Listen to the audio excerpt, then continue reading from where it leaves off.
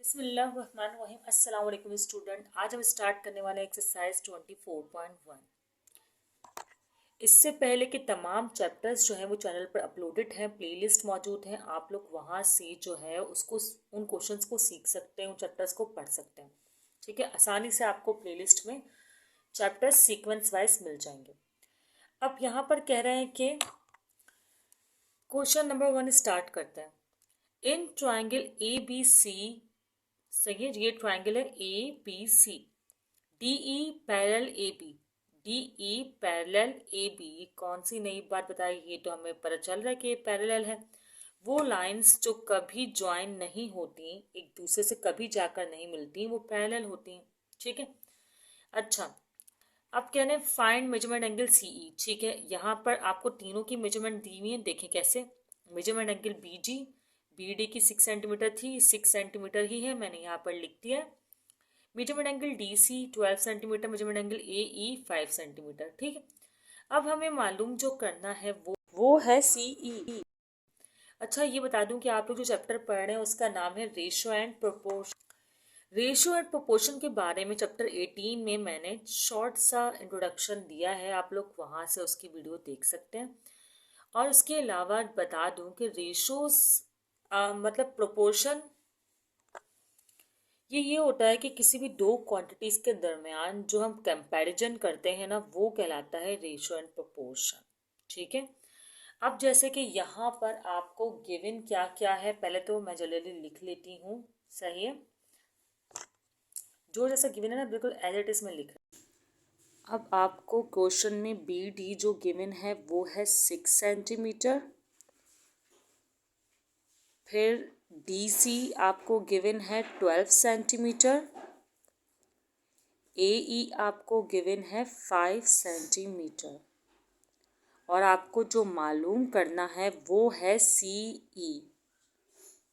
सी ई required है आपको। अब जैसा कि सवाल में आपको नज़र आ रहा है कि डी ई पैरेलल है ए बी के, तो वो भी आप लोग इसी तरह लिखकर दिखा देंगे कि डी ई पैरेलल है ए बी के।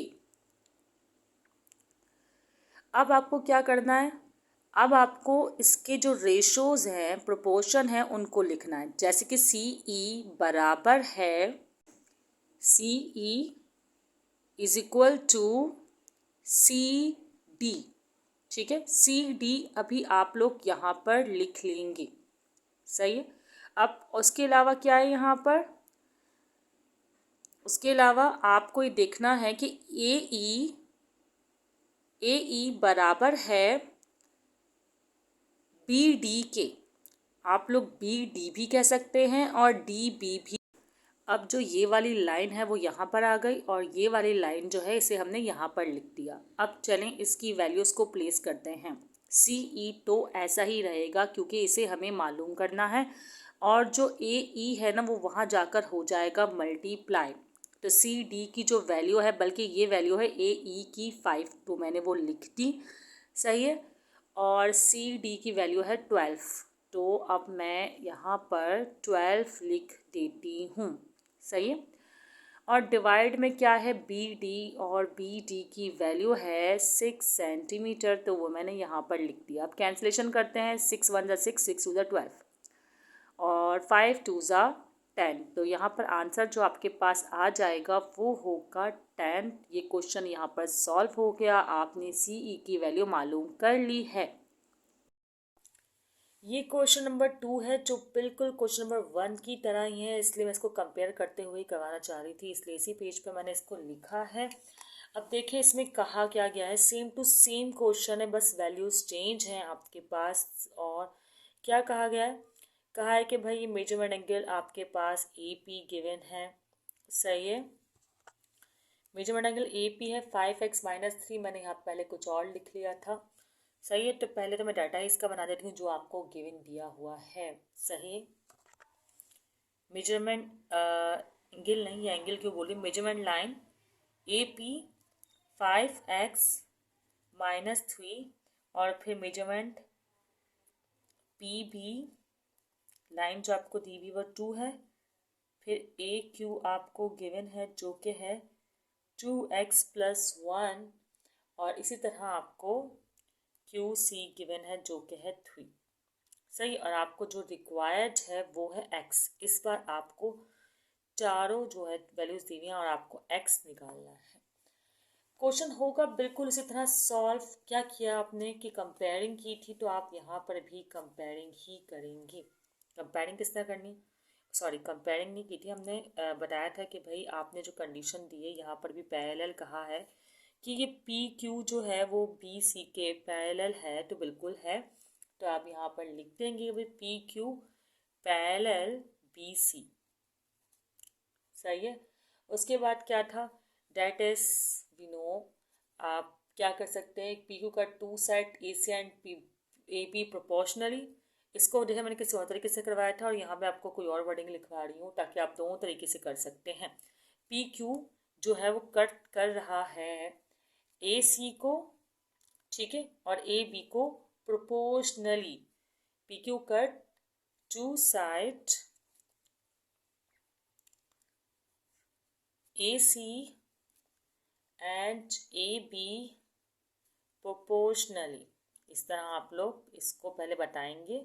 पहले मैंने मेंशन नहीं किया, लेकिन इस तरह करना ज़्यादा मुझे बेहतर लग रहा है, ठीक है। उसके बाद आप लोग जो है प्रोपोर्शनली कट करा, तो आपको पता है कि आप लिखेंगे मेजरमेंट एंगल AP और PB एक साइड पर, मतलब या तो आप इसको लिख लें मेजरमेंट एंगल AQ और जो आपको सही लगे।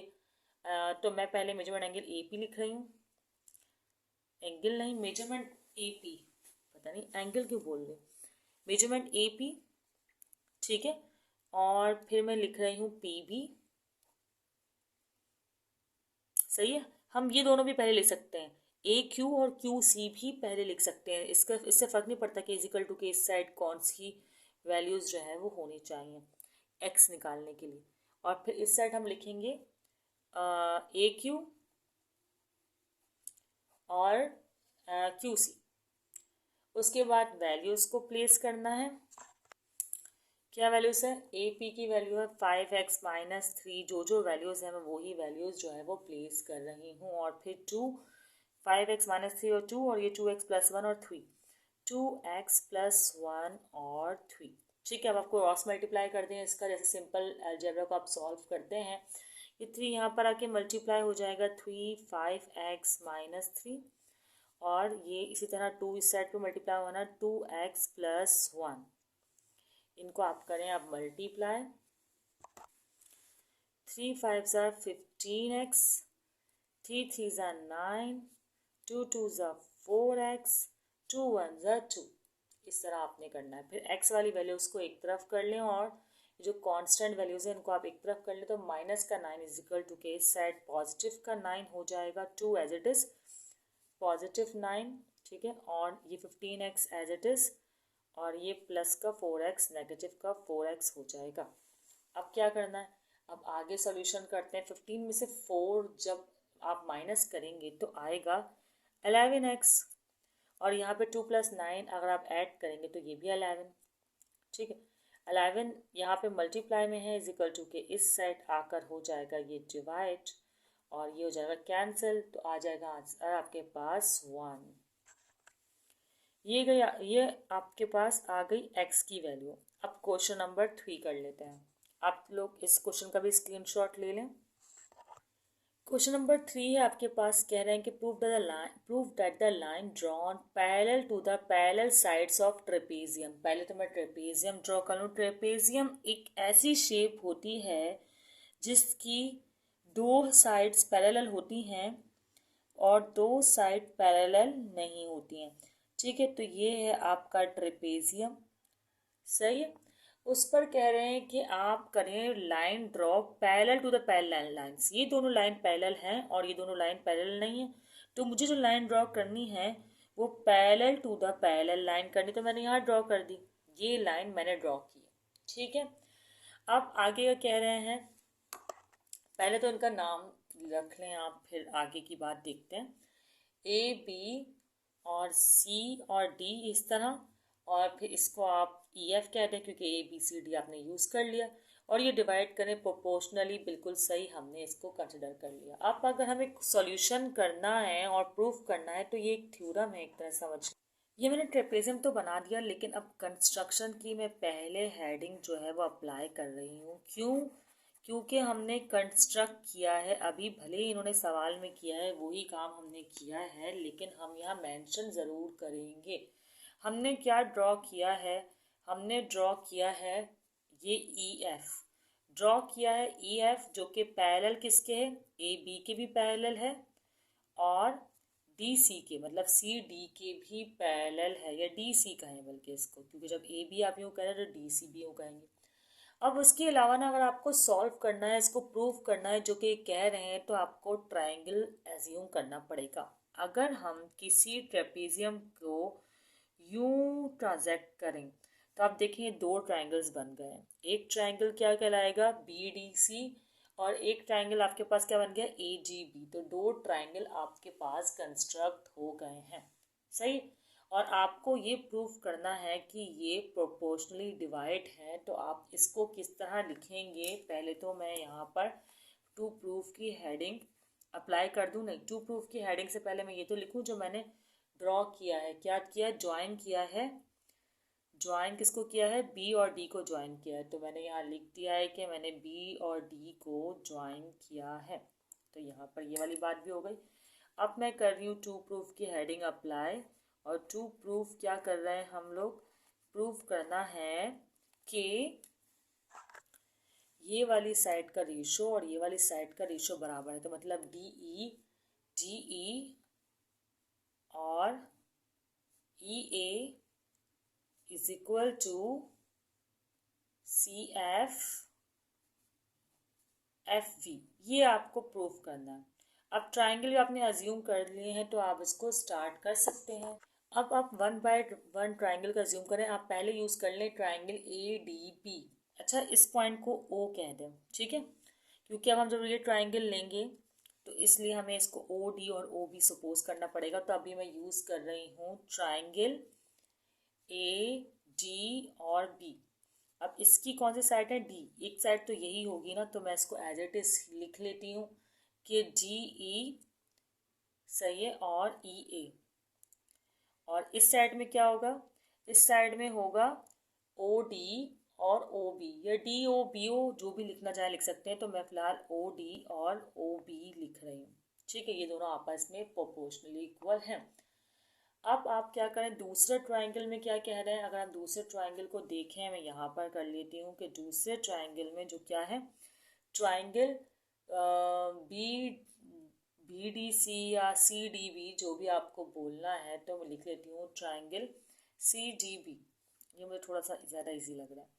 ओके, ट्रायंगल CDB में क्या कह रहे हैं कि ये वाली साइड लिखनी होगी आपको पहले तो, मतलब CF और FV बराबर है, यहाँ पर भी OD और OB। एक साइड तो सेम ही है ना, इनके एक साइड ज्वाइन है। ये साइड इस वाले ट्रायंगल के साथ भी है और ये वाली साइड इस वाले ट्रायंगल के साथ भी है। तो ये तो हो जाएगा सेम, सही है। अच्छा, हम एक काम कर सकते थे कि हम इस वाले ट्रायंगल में OD और OB को पहले लिखते और FC और FB को बाद में लिखते तो ज़्यादा बेहतर होता। मतलब कि यहाँ लिखते और यहाँ, खैर इससे कोई फ़र्क नहीं पड़ता। और हमने ये लिखा क्यों है? हमने ये लिखा है बाय प्रोपोर्शनल थ्योरम, ठीक है। प्रोपोर्शनल थ्योरम की बेस पर हमने इसको इस तरह एक्सप्रेस किया है। ओके, अब इन दोनों में से एक साइड इक्वल है, सही है। चाहे ये साइड यहाँ लिख दीजिएगा, समझें। एक साइड अगर किसी की भी इक्वल हो तो दूसरी साइड भी इक्वल ही होती है। ये आप लोग मैथ्स में कई बार पढ़ चुके होंगे। तो आप इन्हें नेम दे दें। इसे कह दें इक्वेशन 1 और इसे कह दें इक्वेशन 2। दोनों पे प्रोपोर्शनल थ्योरम लग रहा है, सही है।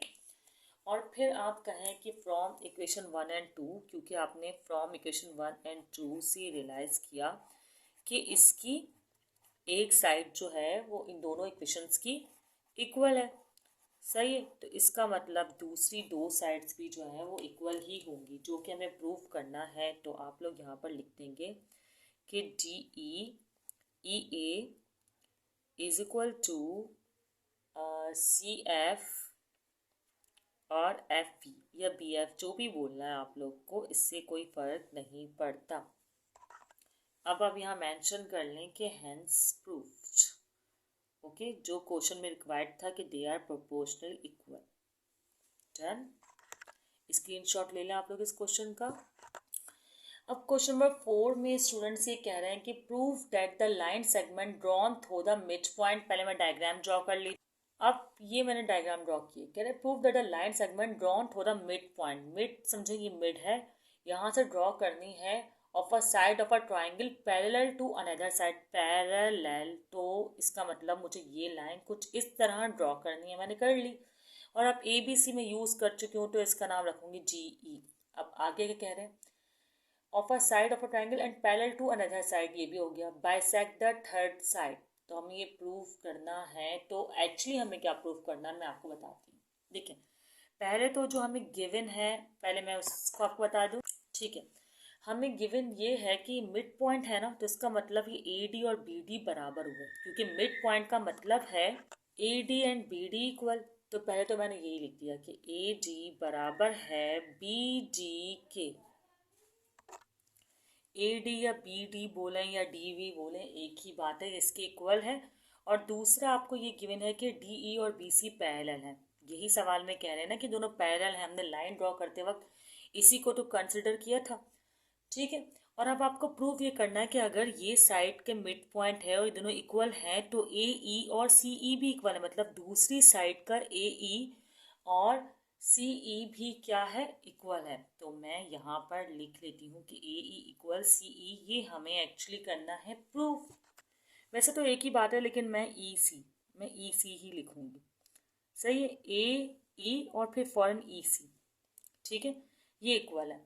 अब क्या करना है आपको, ट्राइंगल तो आपको गिवन है जो कि है इन ट्राइंगल, आप इस तरह लिखेंगे in triangle A B C A D and B D. सही है, ए डी बी डी, इस तरह आप लिखेंगे पहले, इक्वल है ए ई और ई सी के। ठीक है, क्योंकि प्रोपोर्शनल इक्वल है। क्यों, फिर आप लिख भी देंगे बाय प्रोपोर्शनल थ्योरम। सही, मैं यहाँ पे मेंशन कर देती हूँ कि बाय प्रोपोर्शनल थ्योरम, या बी बी टी भी लिख सकते हैं आप लोग।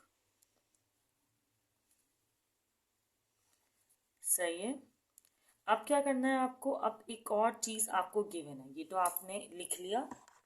आपको गिवन है कि ए डी और बी डी बराबर है, तो आप लोग चाहे तो ए डी की जगह बी डी लिख दें या बी डी की जगह ए डी लिखते हैं। तो मैं यहाँ पर बी डी की जगह ए डी लिख रही हूँ, sorry A D D D. ठीक है,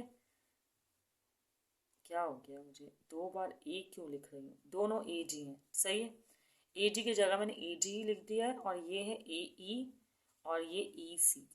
ठीक है, अब ये कैंसिल हो जाएंगे, वन ज़र वन वन वन आ जाएगा यहाँ पर। जब यहाँ पर वन आएगा, और ये था आपको गिवन, अब आ गया वन। ठीक है, वन के इस तरफ इस तरह ए ई और ई सी लिखा हुआ है, तो ये ई सी डिवाइड में है, इज इक्वल टू के उस साइड जाकर हो जाएगा मल्टीप्लाई में, तो ई सी बराबर ए ई आ जाएगा, या आप इसे ए ई इज इक्वल टू ई सी भी कह सकते हैं, जो कि प्रूफ हो गया। बल्कि मैं लिख देती हूँ और ए ई इज इक्वल टू ई सी, बात तो एक ही है।